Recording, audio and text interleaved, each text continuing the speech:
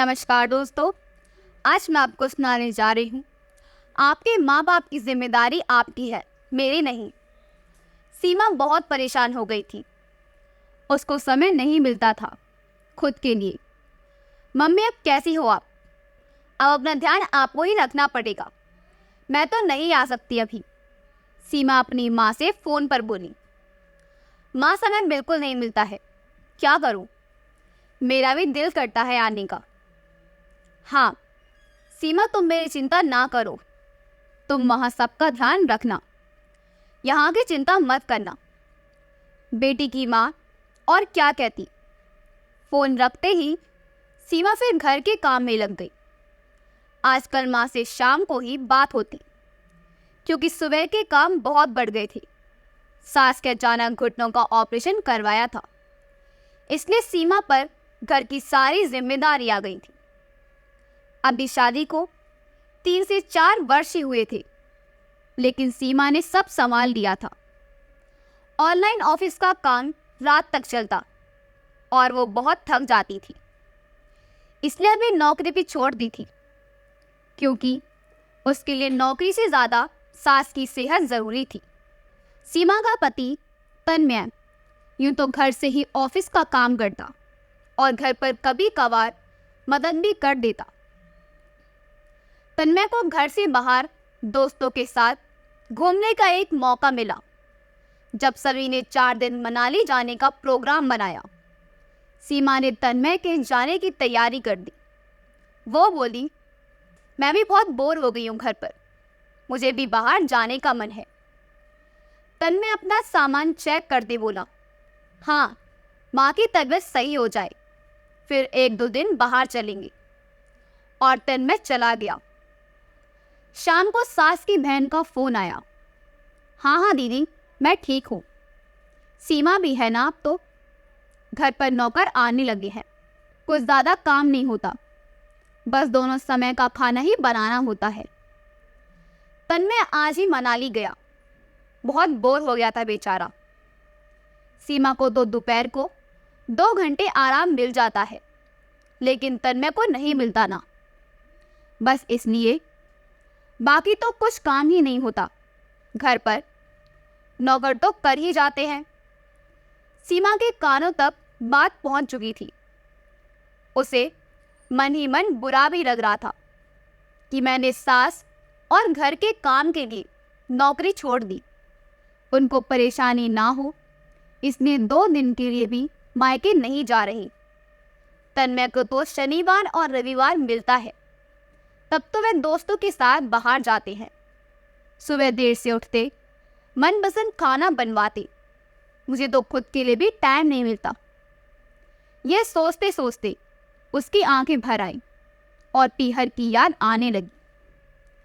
तन्मय के वापस आते ही सीमा ने कहा, तन्मय, शनिवार और रविवार को तुम्हारी छुट्टी होती है, 2 दिन की और ले लो, मैं 4-5 दिन मायके जाकर आती हूँ। अरे, ऐसे कैसे जाओगी? मम्मी की देखभाल कौन करेगा? तन्मय, वो मेरी सास हैं और तुम्हारी माँ, और घर पर काम ही क्या होता है, खाना ही ना, तो 4 दिन टिफिन लगवा लेना। तुम तो भी बाहर गए थे, बाहर तो सब खाया ही ना, या फिर अपनी बाई को कहना बना देगी। तुम कुछ समय माँ के साथ बिताओ, ऑफिस के काम के कारण तुम मैंने समय नहीं दे पाई। सीमा ने सीधे सीधे कह दिया, मुझसे नहीं होगा यार सीमा, 4 दिन घर पर बोर हो जाऊंगा। तन्मय ने उसे रोकते हुए कहा, तन्मय, हम लड़कियां अपने माँ बाप को पराया कर सास ससुर की सेवा करती हैं, तुम मेरी छोड़ो, अपने मम्मी पापा के साथ रहने में परेशान हो रहे हो। सीमा ने व्यंग्यात्मक अंदाज में पूछा। वो आगे बोली, अब रोज मुझे दोपहर को आराम मिलता है, तुमको नहीं मिलता ना, इसलिए छुट्टी लो और आराम करो। मम्मी के साथ बैठ बात करो, उनको समय पर दवाई दे देना, टीवी लगा देना, थोड़ी पैर की एक्सरसाइज करवा देना। बाकी काम ही क्या होता है, सारे काम तो नौकर कर जाते हैं। तन्मय, मेरी मम्मी और पापा भी अकेले हैं, मम्मी की तबीयत भी नरम गरम है। फिर भी वो कहती, तुम वहाँ ध्यान रखो।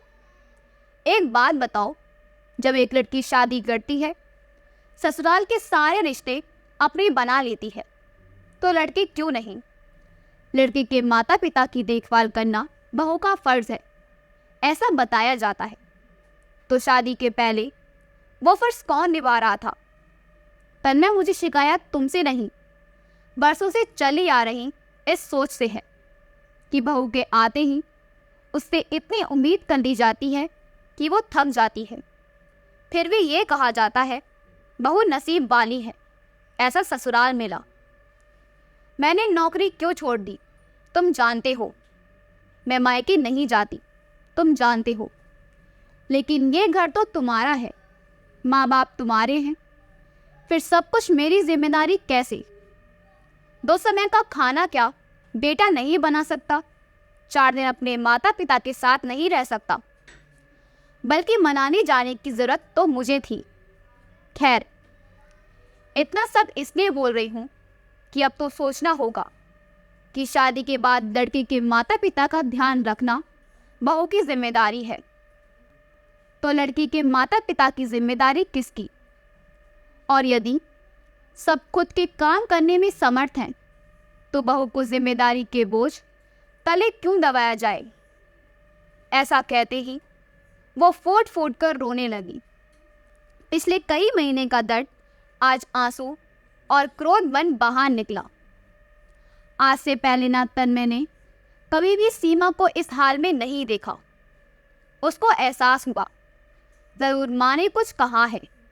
तन्मय ने सीमा को गले से लगाया और बोला, हाँ, गलती तो हुई है, बहुत ग्रांट दिया मैंने, लेकिन अब तुम देखना, बदलाव तो होगा।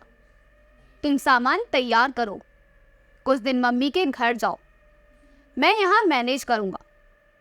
हम लड़के कभी तुम लड़कियों की जगह रहकर सोचते ही नहीं। तन्मय, अच्छा लगा कि तुमने मुझे समझा। काश ये बात सब समझ जाए। सीमा की आंखों में अब भी आंसू थे, लेकिन उसमें तसल्ली भी थी, और वो तैयार होकर कुछ दिन के लिए माँ के पास रहने चली गई। जब तक सीमा नहीं आई, तन्मय ने माँ बाप की हर जरूरत का ख्याल रखा, और सीमा के आने के बाद भी तन्मय अब सारी जिम्मेदारी सीमा पर नहीं छोड़ता, बल्कि हर काम में सीमा का हाथ बटाता।